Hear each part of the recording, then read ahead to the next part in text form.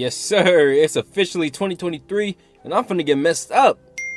Oh, I got a text from my landlord. I wonder if he's texting me about New Year's. Dear Timothy, our deal is that you can stay in your place if you can make videos at a consistent pace. Since you have failed to do so, we decided to evict you from your apartment in 1 week. Evict me from my apartment in 1 week?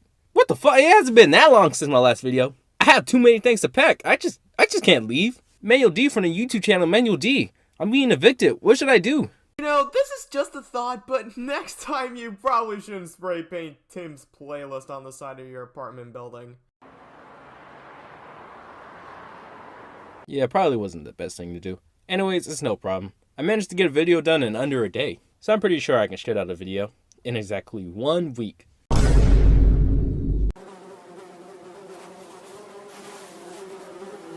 Fuck. Alright bro, I need to get my old place back. Let's just go to Tubi and see what show I can dig up. No, already did that. He's the fastest thing alive. He's the fastest thing alive. He's the fastest thing alive. Sabrina the animated series. Yep, we're reviewing that. I did that transition perfectly. Sabrina the Teenage Witch originated from the Archie comics of the same name. Sabrina has been in the Hollywood spotlight for a minute. The first piece of media we got was back in 1971, with the first Sabrina the Teenage Witch animated series, but most likely all of you remember the live-action version of the character back in 1996. The success of the live-action series led to a spin-off being put into production, and the spin-off series was Sabrina the Animated Series. The show was produced by everyone's favorite Deke.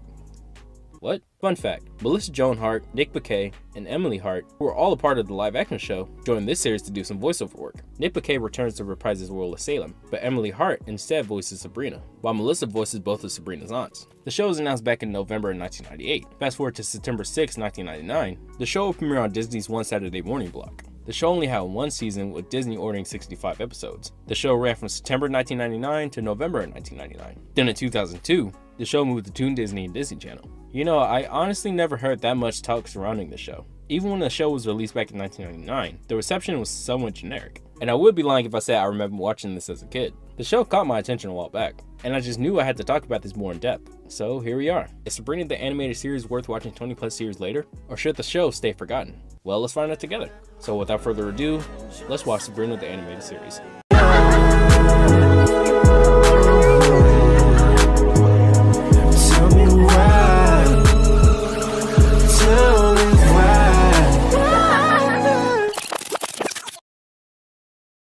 Oh wait, how many episodes were there again? Oh, 65, huh? Yeah, you know what? I ain't gonna do it. Video canceled. I'm the biggest bird. I'm the biggest bird. I'm the biggest bird. Oh, real life Tim jump scare. Hey!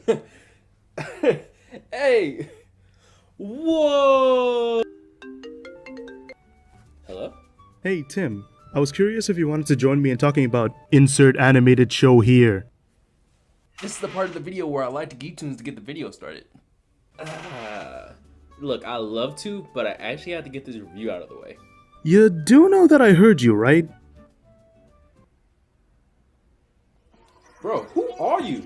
We always start outside of the lines. Alright, starting off with our main character, Sabrina. In this show, she isn't a teenager. She's a 12-year-old half-witch, still learning the ins and outs of being the witch. I think Sabrina's a nice character. There's hardly a time where I felt like she was unlikable or whiny. It mainly has to do with Emily Hart's performance. She starts off a bit rough, but later on down the road she starts to portray Sabrina perfectly. Sabrina has two friends alongside her. First we have Chloe. I'm sure just by looking at her you can tell who voices her. Besides that, Chloe's cool. She's the only one outside of Sabrina's family who knows she's a witch. Their friendship is fine, nothing too special. Sabrina's second best friend is Harvey, and he's just your typical skateboarding, comic book reading, video game playing boy character from the late 90s. He's not a bad character though, but he's not anything special either. Inside Sabrina's home, we have her two aunts, Hilda and Zelda. Since they both have more experience than Sabrina, they're usually the ones to help Sabrina when she gets herself into a certain situation. Hilda and Zelda work well off each other, and when they argue and use magic on each other, I thought it was funny. They have a talking cat named Salem, who might be one of my favorite characters. Despite him being way older than Sabrina, he's the one that cheers Sabrina on to do the wrong thing. Salem makes me laugh the most, and it mainly has to do with Nick Bakay's delivery. The only person in the Salem household who doesn't have magic is Uncle Quigley. I don't think he's anything amazing, but he's indeed there. The last of the core characters is Jem, who's nothing more than just a rich kid asshole. However, I can't say she's a bad character though. She has certain lines here and they make me laugh, but I will admit there are certain lines where I'm like, bro, Sabrina, how are you gonna let this slide? Oh, Sabrina, the skunk farm called to say, you stink! James, go! How many times do I have to tell you? Pull away right after I insult somebody. Don't just sit... Overall, a funny yet rude as hell character. Now for the side characters. There isn't much to discuss. Slugloves is just a bully character, Tim the Witch Slayer is annoying, and Bernard is a small, bold, nerdy character whose voice gives me a headache, not gonna lie. Oh, help! Help!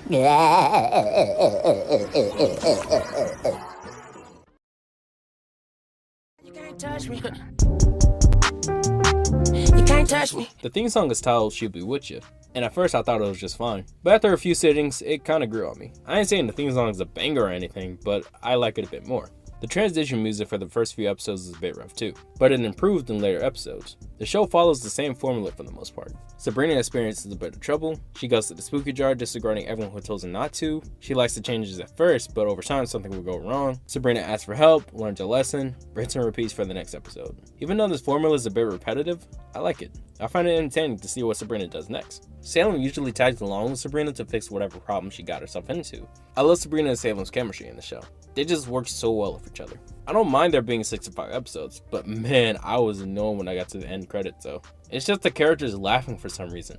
Y'all think I care about y'all happiness? I was just so close to walking up to the TV and... Oh my fucking... Fuck out of here! The way some of these episodes are paced go from just fine to rushing like crazy. It's like that one time where I got into a staring competition with my evil twin brother. Type shit. Fuck! However, the pacing didn't kill it for me. I was having fun watching these episodes. Not every episode is perfect. We'll get to those later. But I like what I was watching for the most part. To jump ahead a bit, I like that these episodes have an easy lesson for the audience to follow. But man, they beat this message over your head like crazy. Especially when most of the time you can see the message coming from a mile away. Did you know that the show had games? Lame ass. Alright, I think that was all I wanted to talk about. We had 65 episodes to tackle. So let's watch Sabrina the Animated Series. God damn, I don't want to do this. I live in Madagascar now. Yep. Y'all see the lions? Timothy Reviews will be right back after these messages.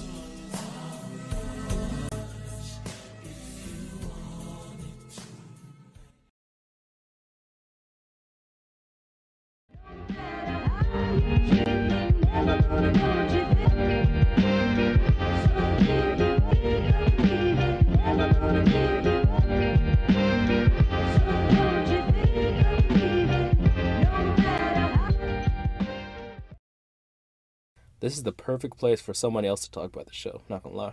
Sabrina the Teenage Witch, the animated series, is a preteen show released in the late 90s. It follows the misadventures of the titular character Sabrina as she navigates through teenage angst and magical tales. In this iteration, 12-year-old Sabrina isn't a full-fledged witch and isn't able to use all of her abilities until she's 16. For this reason, she usually turns to her aunties Helda and Zelda, her wizard cat Salem, or the cookie jar for magical help. And boom, we have a premise. To be honest, when I used to watch this as a child, I absolutely loved Sabrina. I think it was because my sister used to watch the live action prequel, so I felt the animated version was for me. She had the real people and I had the cartoons. With that said, when I got into the swing of watching this episode as an adult, I did lose interest very quickly. And I know what you're thinking, it's because I'm 26 years of age and I should be watching Real Housewives of Atlanta, not a cartoon that was released nearly 25 years ago. But darling, let me bring you in on a little secret. I'm a cartoon kid to the day I die, so if I don't like your show at 26, it means it wasn't good from the jump. Okay? It was a real ABC structure that I was really bored of by episode 5. The plots were becoming predictable and I was able to guess the story by just reading the title of the video. With all that said, the show is likable if consumed by the target audience. I can see why Sabrina would have been adored by 7 to 12 years old.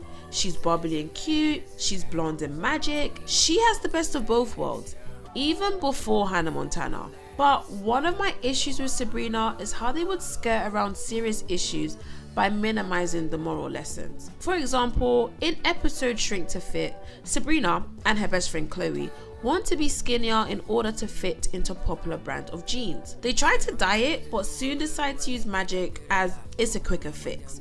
And as per usual, the magic spell does not fix the problem. Instead of becoming skinnier, the girls become small.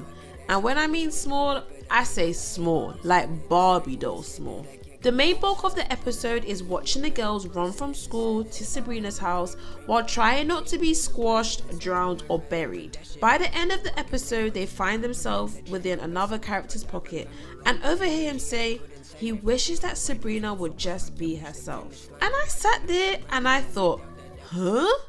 This is such a superficial ending to such a serious topic. Young girls dieting to be thin will not be fixed by telling them to be themselves. And this was the issue I saw throughout many other episodes. Moral lessons just weren't lessening enough for me.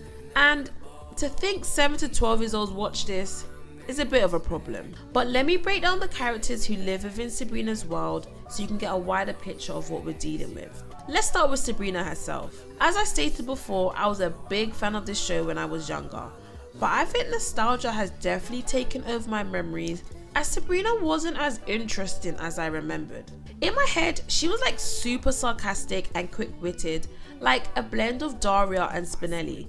But when I rewatched it, Sabrina was more girl next door. She was cute and bubbly, but lacking any unique qualities that could have made her a real 3D character. This was also the case for Helda and Zelda. As a child, I loved that Sabrina had two young aunties who told her right from wrong. But as an adult, their characters really blended into one another. The two played both a maternal and mentor type role throughout the series. As they were Sabrina's legal guardians, they were there to guide her through her adolescent years. Hilda's character is more free-spirited and she doesn't mind bending the rules sometimes to get ahead. While Zelda is level-headed and determined to say no as long as possible before eventually giving up. But that's where the distinction ends. They're both unsure about their abilities, they're both witches trapped in teenage bodies, and both surprisingly voiced by the same actress. I can see Miss Hart try to give the characters different voices, but between me and you, they were the same. But I guess not everyone could be Regina King. You know, hashtag Boondocks. Although one character which the creators absolutely scored on is none other than Salem, Sabrina's absolutely obnoxious pet.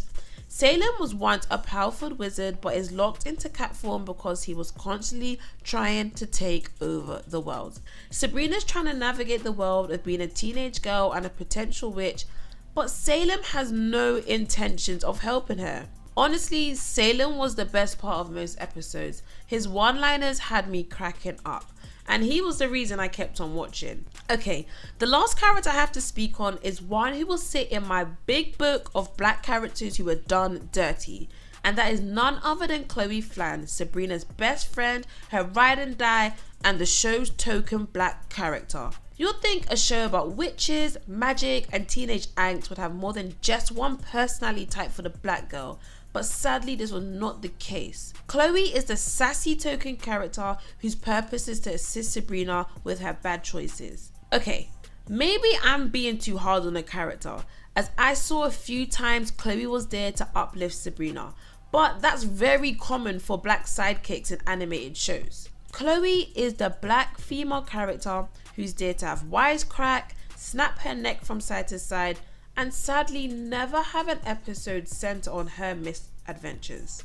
It's unfortunate that my favourite voice actor, Miss Cree Summer, voiced Chloe throughout the duration of the show because her vocal range was definitely underused. Chloe could have been really cool, chill and collected, a true earthy babe to ground Sabrina's witchy ways. But no, black girl means ghetto, or at least hints to it.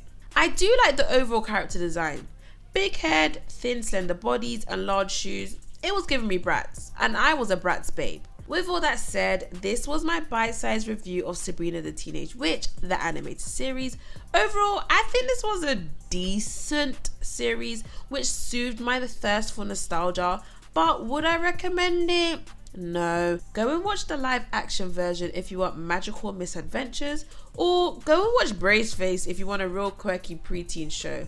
But like I said, thank you so much for having me, Timothy. See you soon. Key out.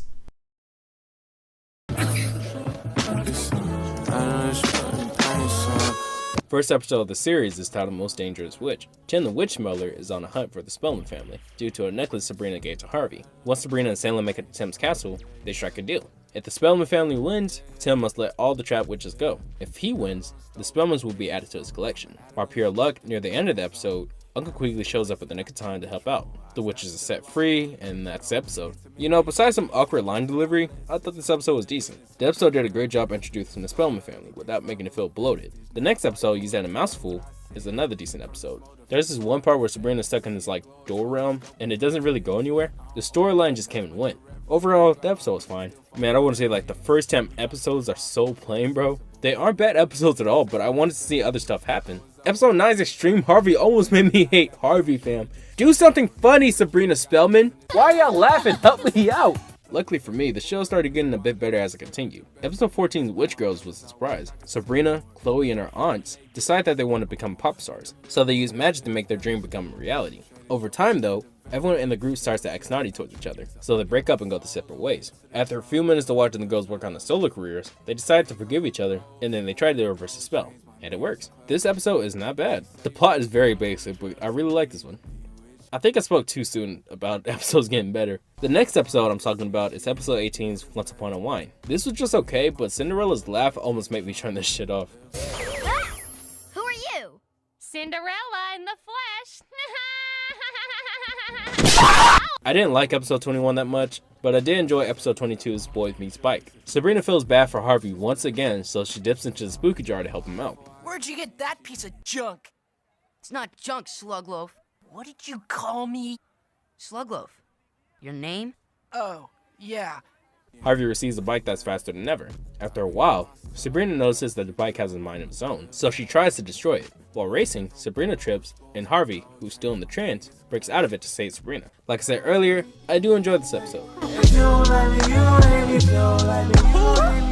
Episode 24's The Importance of Being Norma is just another alright episode. However, the random noise that Norma makes throughout this episode is just annoying. It's just me and Norma, ourselves. Right, Norma?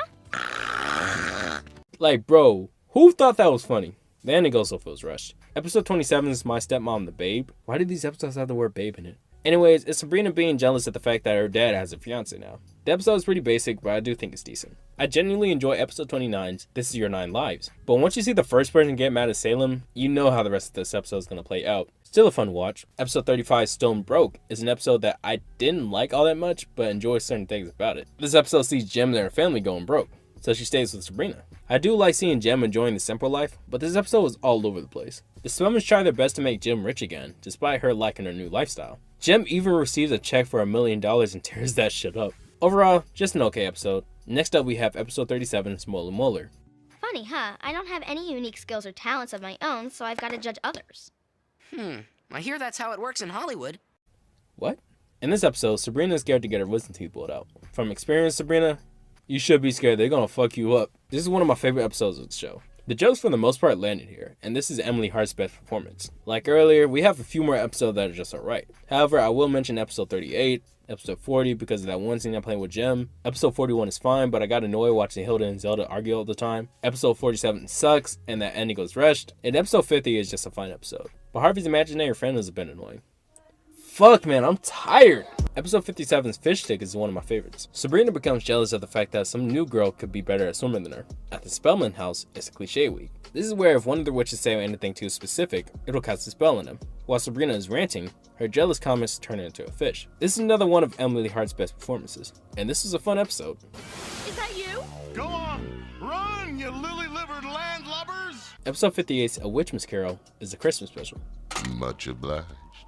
You fine ladies are fantastic. Whoa, what happened to your voice? This episode is about Sabrina wanting Jem to act more selfless. So Sabrina, Hilda, Zelda, and Salem try to get her to change her perspective, but it doesn't work. To be real with y'all, this episode was kinda lame. When you make an opposite version of the Christmas Carol, the whole thing is pretty pointless, and that's honestly the best way I feel about this episode. Jumping ahead a bit, episode 62 was their attempt at a musical. and I thought it was nice. Now believe it or not, episode 65's Key to My Heart is the final episode. Uncle quickly enrolls Sabrina in piano lessons, so she can grow more of an art appreciation. During her first piano session, she falls in love with her piano instructor.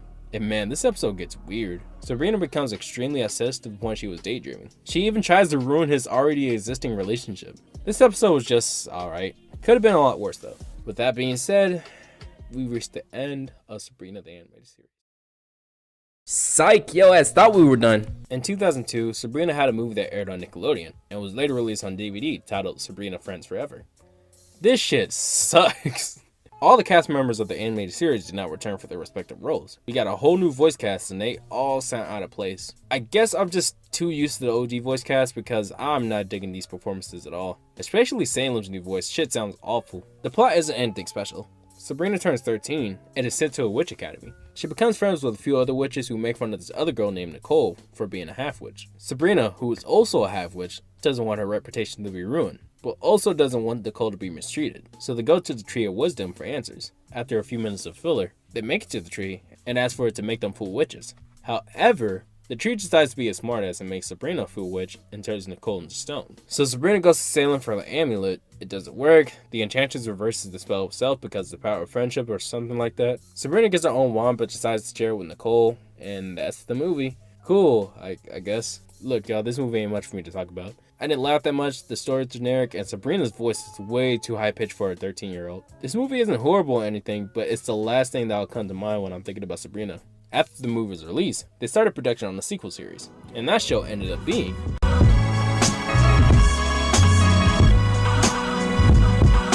they sort of reused some of the characters from the movie for this new series. I say sort of because some of these characters' names have changed. Portia is now Cassandra, and Chloe is replaced with Maritza, a character who looks almost identical to Chloe but with lighter skin. If you thought the line delivery in the movie was bad, boy, you in for a treat. No disrespect at all towards Sabrina's new voice actress, but her line delivery ranges from being okay to sounding like Dora the Explorer. It's not just Harvey. It's Maritza. She totally betrayed me. It's not just her either. Nobody in this cast sound like they want to be here. Just like the movie, the charm is sort of gone. It's like they thought of the morals first, and then the story later. To show you how bad this is, let's take a look at the first episode titled At the Hop. It's Sabrina's first high school dance, and she plans on asking out Harvey to go with her. After Maritza overhears Cassandra's conversation about taking Harvey to Mrs. Sabrina, Maritza steps in to ask Harvey first to keep Sabrina from being embarrassed. After that moment, Sabrina becomes incredibly unlikable. I mean, yeah, Maritza could have done many other things, but Sabrina doesn't even ask why she did it. Sabrina even teams up with Cassandra to get back at Maritza, her best friend. The show is called Sabrina's Secret Life, and I don't like what our main character is doing. If this is what the rest of the show is going to be like, I'm not messing with it. Long story short, I did not like the show. There's only 26 episodes, but I could not watch them all. So I'll just talk about the episodes I want to mention. Episode 4 is where I realized that the show was going to be anything special, because this was incredibly boring. Episode 6 is boring, but the part where Cassandra's nose goes missing made me chuckle. Blueberry.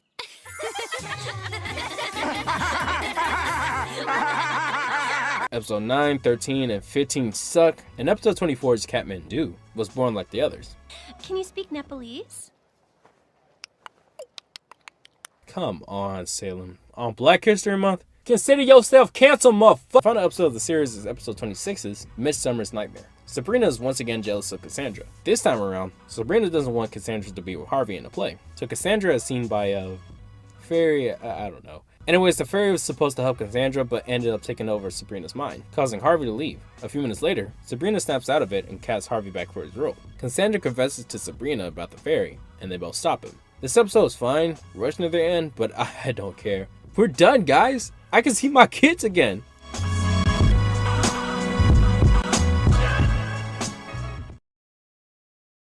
Not just yet, y'all. We got one more show to talk about. Nah, no we don't! Bro, who are you talking to like that?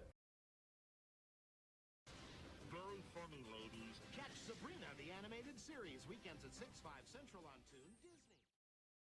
Despite me not liking the later stuff, I have to say I do like Sabrina the Animated Series. At times, the show is funny, well animated, has fun characters, and great performances. I had fun with this series, and I hope this video made you at least want to check out some of Sabrina's wild adventures.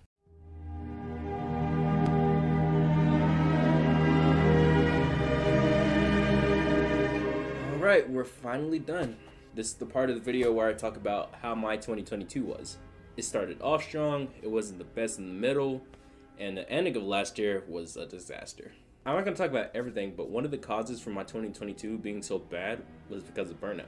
After seeing so many people post their favorite videos of 2021, I was a bit jealous. So I pushed myself so hard to where I just stopped loving making videos. I didn't want to look at my channel for a while, nor did I want to think about Timothy reviews. This is why this video took so long, because I didn't want to make it. I learned that jealousy was dangerous.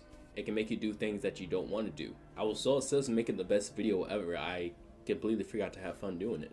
I highly doubt there's somebody feeling the same way I feel, but if there is, just remember, it's okay to take your time. It's cool to take breaks and step away from your laptop. Don't do what I did. Make videos at your own pace. In terms of future content, I can't promise anything, but let's just hope I have fun with it. And that's about it for me. Thank you for watching this long ass video, and have a good night. Or evening, or whenever you're watching this video.